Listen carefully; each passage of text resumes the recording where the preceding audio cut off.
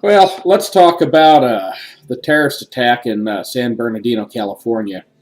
Um, I kind of wanted to see how things shook out over the first few days, and it's no surprise that the president comes out and makes some really ignorant statements.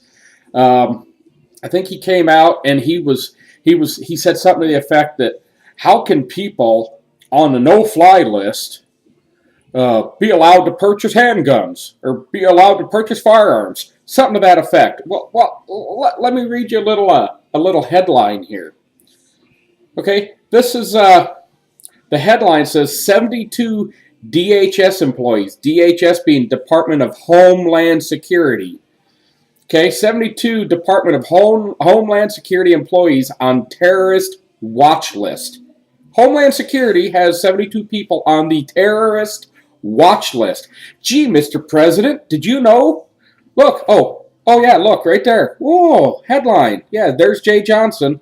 Yeah, let's see what does the article say. At least 72 employees of the Department of Homeland Security are listed on the U.S. terrorist watch list, according to a Democratic lawmaker.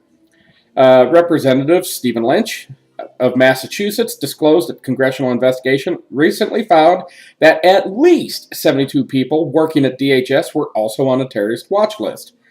Back in August, we did an investigation, the Inspector General did, of the Department of Homeland Security, and they had 72 individuals that were on the terrorist watch list that were actually working at DHS.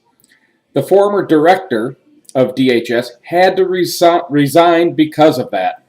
Now, that's what's interesting.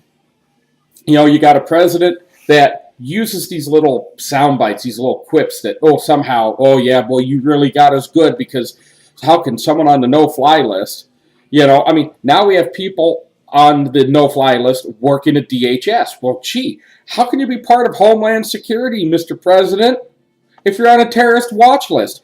Do you not talk to your department heads? I think Jay Johnson is one of your cabinet members. I mean, he's got to report to you. Why don't you ask him why he's got people on a terrorist watch list supposedly helping secure the homeland? But that aside, you had Hillary Clinton, that shrill to beast. I mean, she runs out, let's grab them guns. Well, we can't prevent every crime, but we got to take the guns anyway. We got to do something because doing the wrong thing is better than doing nothing at all. This is the land of the free, the home of the brave, and our Second Amendment rights were put there for a damn good reason. And, it's interesting because I should say the GOP candidates for president, they want to focus on terrorism. Look, I don't care what you ban. Bad people will do bad things. Period. Here's a couple for instances. Drugs. Crystal meth, crack, cocaine, heroin, LSD, all that stuff. It's all illegal, but it's everywhere. Well, you passed a law. Why is it still there? We passed a law. Gee, we have laws against murdering people, yet people still continue to murder people. We have laws against sexual assault, yet people still get sexually assaulted. Laws only stop law-abiding people from doing things. It's like those ridiculous no-gun stickers. They stick them up on the door of a business saying, you can't carry concealed in here. Well, you know what? Has that sticker really ever stopped a criminal from walking in there? Look, I don't care if you're pro-gun or anti-gun.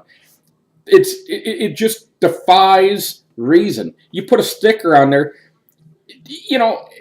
it's against the law to rob a bank, and you can't bring a gun into a bank. But people still rob banks using guns. So stickers, the only thing a no-gun sticker does is stop law-abiding people from having the ability to defend themselves when a bad guy ignores the sticker on the door. And let's also keep in mind, San Bernardino, yet another shooting in a, quote, gun-free zone in a state that has very strict gun laws. I think the statistics are that since 1953, only 2 mass shootings occurred in gun-free zones. Now, if that's a statistic, then something else. Let me throw this out there. They want to talk about the murder rate, you know, and I recently had this debate. And they compared Germany with their gun laws and their murder rate compared to the United States and our gun laws and our murder rate. And apparently, Germany has a lower murder rate, but they have a lot tougher gun laws. But then on the flip side, how do you explain Mexico, which has even far more restrictive gun laws than Germany, but the murder rate was what, 151 in a million? I mean, theirs is, I don't know, 50 times what ours is. And they have draconian drug laws. I honestly think that the crime and murder rate, there's a proportionality based on the demographics of the country. I mean, they love to point out Denmark and Sweden and Norway and all these countries. Well, they don't have a very diverse population. They don't have, immigration like we do. You can say what you want about that, but there certainly appears to be a correlation. Now, I guess we could have this debate about guns until we go, until we're blue in the face. But the fact is, the Democrats have been hell-bent on taking away guns and restricting people's liberty for decades. And the fact is if you say, because someone commits a crime with a gun, that we want to take away other people, law-abiding people's ability to defend themselves, but, maybe not so much in their home, but out in public. Because, as we all know, this nonsense about, well, if you want to have a gun in your home for home protection, that's fine, but why do you need to take it with you? Because, crimes against somebody don't just happen in your home. I mean, Sandy Hook, was that a home shooting? No. Virginia Tech, was that a home shooting? No. How about the movie theater in Colorado? All these crimes don't happen at home. And, by the way, they all happened in gun-free zones. But, you don't hear Democrats calling for background checks or banning automobiles. I mean, there are just as many death by automobile, drunk driving, reckless driving, and, you don't hear Democrats saying, well, we need to have a background check on people who buy cars because, if you got a DUI conviction, why should you be able to buy a car? You don't need a car. They don't see. They're hypocrites because if you truly were about the safety of the people, and you would apply their gun logic to everything. So, and I got to tell you, driving a car, as most of us know who have a license, the government says driving a car is a privilege. Owning a firearm is a constitutional right. Okay? There's a difference. Being able to take someone's ability to purchase a car or drive a car is it should be a lot lower threshold than curtailing or stripping a citizen of their Second Amendment constitutional rights.